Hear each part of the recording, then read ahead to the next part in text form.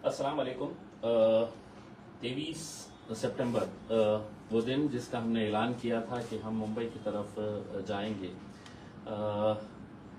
हाशिम फिरोज़ाबादी एक शायर है,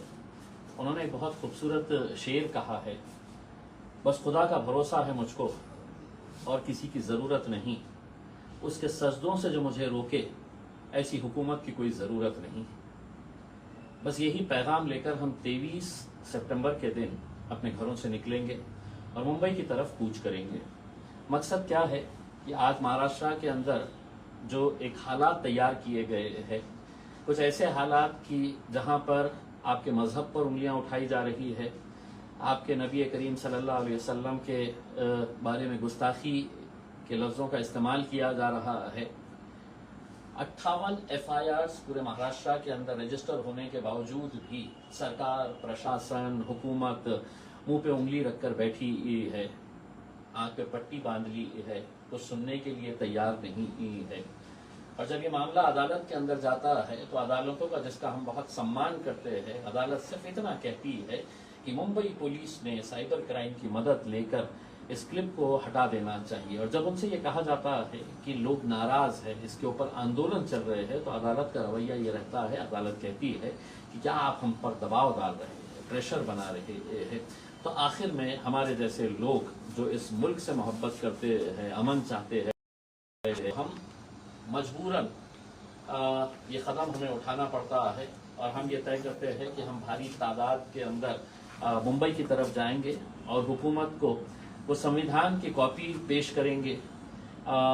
वो संविधान जिसके हिसाब से देश चलना चाहिए। उनको ये बताएंगे कि इस मुल्क के अंदर, इस राज्य के अंदर कायदे है, कानून है, और अगर सिर्फ सियासत की वजह से ये घिनौना, घटिया,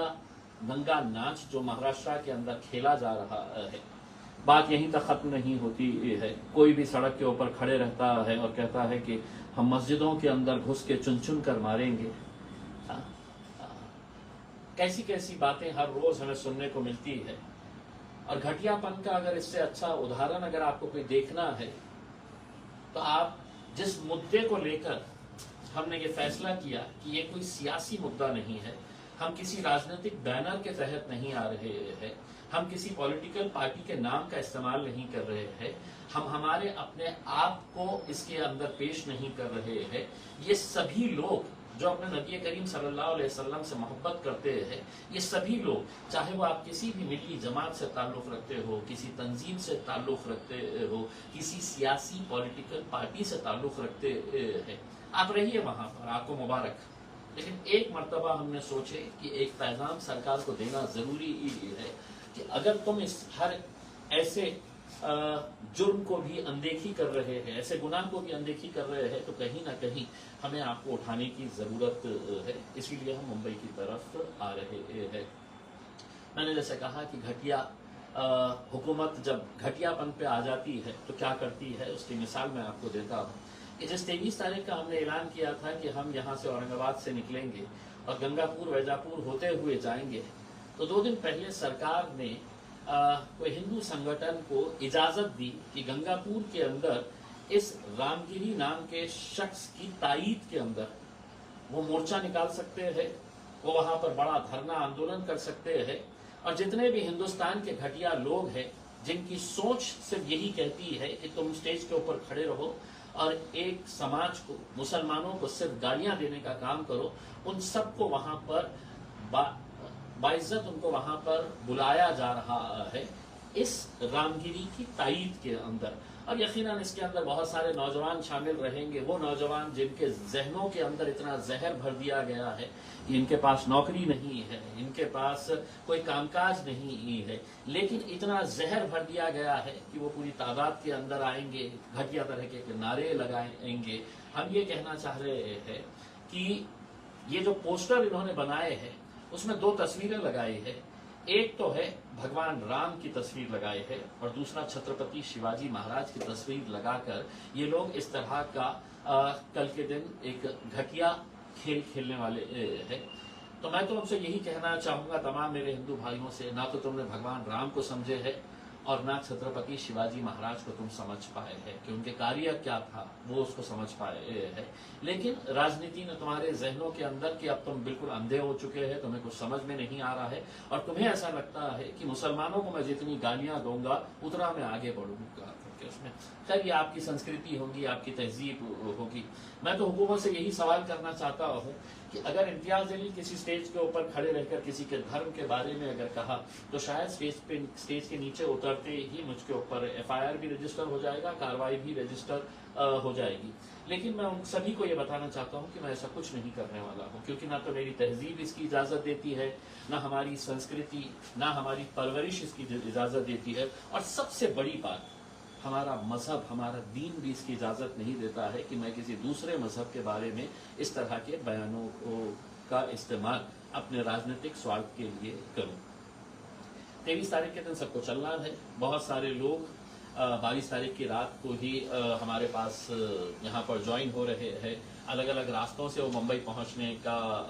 रास्ता भी इख्तियार किए हुए हैं। अब कुछ बातें हैं जो बताना जरूरी है। ठीक है, अब आपने गंगापुर के अंदर ये परमिशन दे दी है, हम कोई टकराव नहीं चाहते हैं, इसीलिए हमने फैसला किया है कि अब हम समृद्धि के रास्ते से, जो नागपुर मुंबई का समृद्धि का जो रास्ता है, हम वो रास्ता इख्तियार करेंगे, क्योंकि हम इनकी साजिश का शिकार नहीं होना चाहते हैं। पुलिस वाले, बहुत अच्छे अच्छे पुलिस वाले हमने अपने करियर के दौरान देखे हैं, लेकिन आज मजबूरन वो भी कुछ कर नहीं पा रहे हैं, क्योंकि ये सारे आदेश जो मिल रहे हैं कि अब गंगापुर में परमिशन मिलनी चाहिए, तो ये सब ऊपर से लेकर आ रहे हैं। और ऊपर से इसलिए लेकर आ रहे हैं कि वो चाहते हैं कि महाराष्ट्र का माहौल किसी तरह से खराब हो, कहीं दंगा हो जाए तो हमारी सियासी दुकान जो है वो और 5 सालों के लिए चल पड़ेगी करके। मैं तमाम नौजवानों से अपील कर रहा हूं कि हमें बहुत शांति का मुजाहरा करना है, पूरे अमन के साथ जाना है। क्योंकि हम किस वजह से जा रहे हैं? क्या ये सियासी रैली है? नहीं है। क्या हम कोई हल्लड़ गुल्ला करने के लिए जा रहे हैं? हल्ला गुल्ला करने के लिए तो बिल्कुल नहीं जा रहे हैं। हम अपने नबी करीम सल्लल्लाहु अलैहि वसल्लम, जिन्होंने अमन का पैगाम दिया, जिन्होंने इंसानियत का पैगाम दिया है, उनके खिलाफ जो गुस्ताखी हुई है, वो बात हम सरकार को पहुंचाने के लिए। तो मैं तमाम नौजवानों से अपील करूंगा कि आप गाड़ियों के अंदर आ रहे हैं, ऐसी कोई हरकत ना करें कि गाड़ियों के जोर जोर से हॉर्न बजाते हुए आप दूसरे लोगों को तकलीफ देते हुए यहाँ पर पहुंचे, आप किसी तरह के गलत नारे लगाए, किसी तरह का कोई पोस्टर या किसी की कोई फोटो वहां पर आपने दिखानी नहीं चाहिए। मुझे मालूम है कि कुछ शरारती तत्व ऐसी भी हरकतें करना चाहते हैं कि जिसकी वजह से हमारा मुद्दा भटक जाता है और मीडिया वाले बैठे रहते हैं कि देखिए साहब, ये नारे वहां पर लगाए गए, ये तस्वीरें वहां पर दिखाई गई है। अपन एक बड़े नेक मकसद के लिए जा रहे हैं। उस नेक मकसद को फॉलो करने के लिए हम कल सुबह, यानी कि 23 तारीख के दिन सुबह हम 7:30 और 8 के दरमियान हम समृद्धि रास्ते का रास्ता लेते हुए हम मुंबई की तरफ निकलेंगे। जो अलग अलग शहरों से, अलग अलग गांवों से ज्वाइन कर रहे हैं, अब उन्हें ये तय करना है कि हम समृद्धि में कहां पर हमें ज्वाइन कर सकते हैं। अब आपको कैलकुलेट करना है, प्लान करना है कि अगर हम 7:30 बजे सुबह निकल रहे हैं तो हम गंगापुर से कितने लोग हमें ज्वाइन करेंगे, कौन से लोकेशन के ऊपर ज्वाइन करेंगे, धुलिया, मालेगांव, नासिक से आने वाले लोग कहां पर ज्वाइन करेंगे, और जो पश्चिम महाराष्ट्र से आने वाले लोग हैं, जो पुणे मुंबई एक्सप्रेसवे का रास्ता इख्तियार करने वाले हैं, वो हम चाहते हैं कि वो थाने के रास्ते से होते हुए वो नासिक की तरफ आए, ताकि हम आपको ज्वाइन कर सके, आप हमें ज्वाइन कर सके और एक बड़ी रैली की शक्ल हम इख्तियार कर सकते हैं। मुंबई की टीम को हम, हमारे मुंबई के सदर रईस लश्करिया साहब और हमारे वारिस पठान साहब है, हमारे मुंब्रा के सदर है, भिवंडी के सदर है,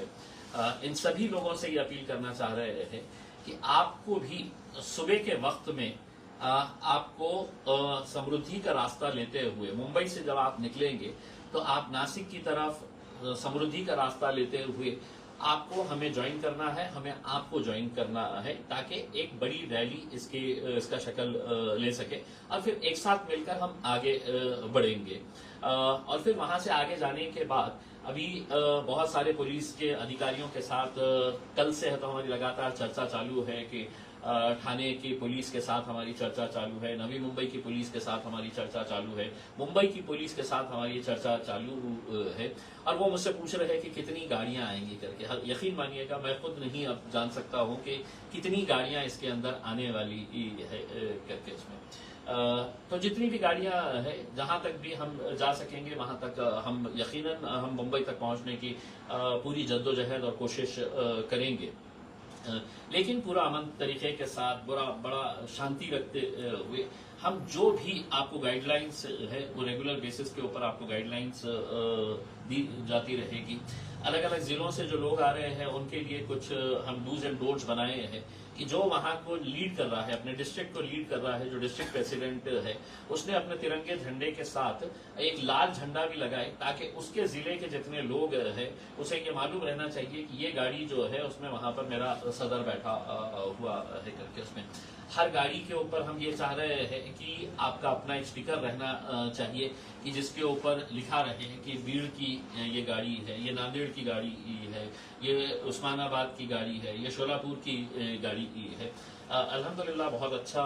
आप लोगों ने अभी तक रिस्पांस दिया है और हमें यकीन है कि मैंने जैसा कहा था कि महाराष्ट्र के इतिहास के अंदर इतनी बड़ी रैली नहीं निकली होंगी जो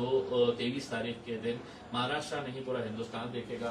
पूरी दुनिया देखेगी। बस आप लोगों से सिर्फ यही मेरी इल्तिजा है कि आपको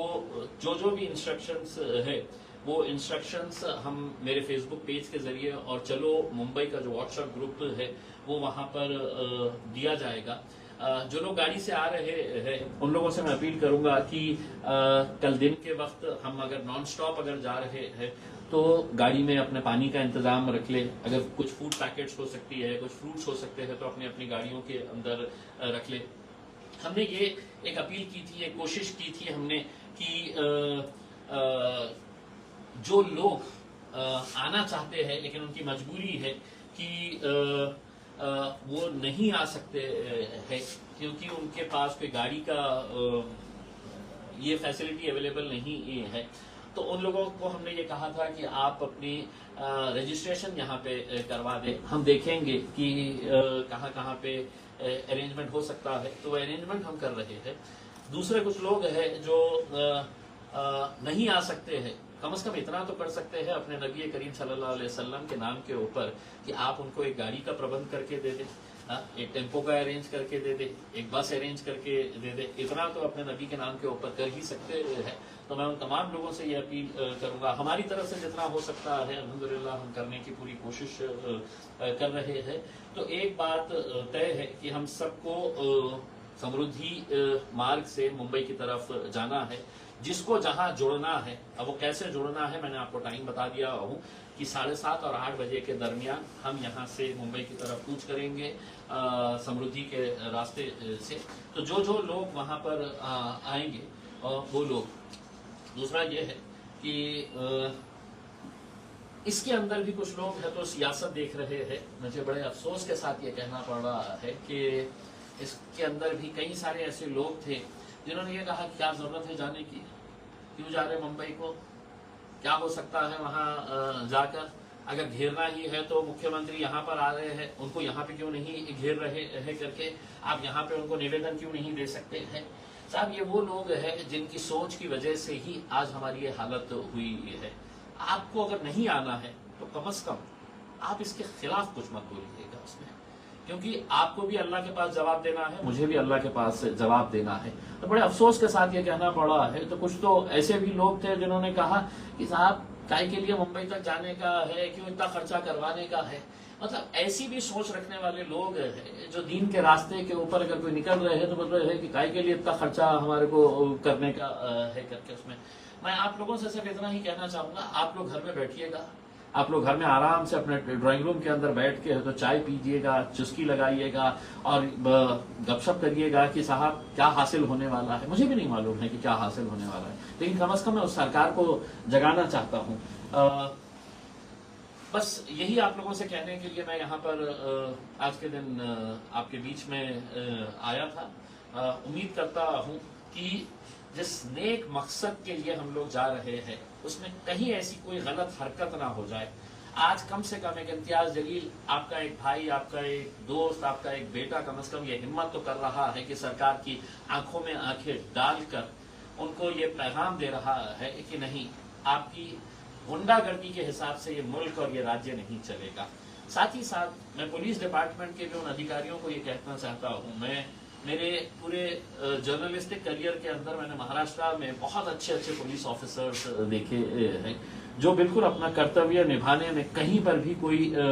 कसर नहीं छोड़ते हैं। ऐसा क्या हो गया है महाराष्ट्र पुलिस के आईपीएस अधिकारियों को कि इतने सारे केसेस होने के बावजूद भी कोई आगे आकर कार्रवाई करने के लिए तैयार नहीं है। मैं आपकी मजबूरी समझ सकता हूं, लेकिन आपको ये चीज भी याद रखनी होगी, जब आप वो वर्दी पहने थे, आईपीएस की वर्दी पहने थे,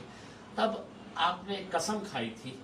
कि मैं अपना कर्तव्य निभाते वक्त किसी भी तरह का कोई भेदभाव नहीं करूंगा। यह आपका ओथ जो है, मैंने उसको भी फ्रेम करके मैं कल शायद कुछ अधिकारियों को हम इसे भेंट भी करना चाहेंगे कि साहब, राजनीति अपनी जगह के ऊपर है, लेकिन आप उस राजनीति से बहुत बड़े हैं। हम आपका सम्मान करते हैं, हम आपका आदर करते हैं तमाम पुलिस डिपार्टमेंट का, और हम आपसे उम्मीद करते हैं कि आप अपना कर्तव्य बखूबी निभाइएगा, वरना कहीं न कहीं पुलिस की छवि के ऊपर भी कहीं दाग अब हमें देखने को मिल रहे हैं, सिर्फ उस घटिया सियासत की वजह से जो ऐसी हरकतें कर रही है कि 23 तारीख के दिन जिसके खिलाफ हम जा रहे हैं, उसी दिन अगर पुलिस यहाँ पर इजाजत देती है तो आप सोचिएगा कि किस घटिया राजनीति के दौर के अंदर हम जी रहे हैं। ये मुल्क हम सबका है, ये राज्य हम सबका है, हम सबको मिलकर यहाँ पर रहना है, और कोई ऐसी हरकतें अगर कोई कर रहा है तो कानून है, कानून के हिसाब से सिर्फ काम करिए। हम यही आपको बताने के लिए मुंबई तक आना पड़ रहा है। ये बहुत ही दुर्भाग्यपूर्ण बात है। जो लोग अभी तक फैसला नहीं कर पाए हैं कि मैंने जाना चाहिए या नहीं जाना चाहिए, वो लोग जो किसी के बहकावे में आ रहे हैं कि नहीं क्यों जा रहे हैं, क्या होने वाला है, क्या हासिल होने वाला है, आप बैठिए साहब, आपको मुबारक, आप यहाँ पर बैठिए।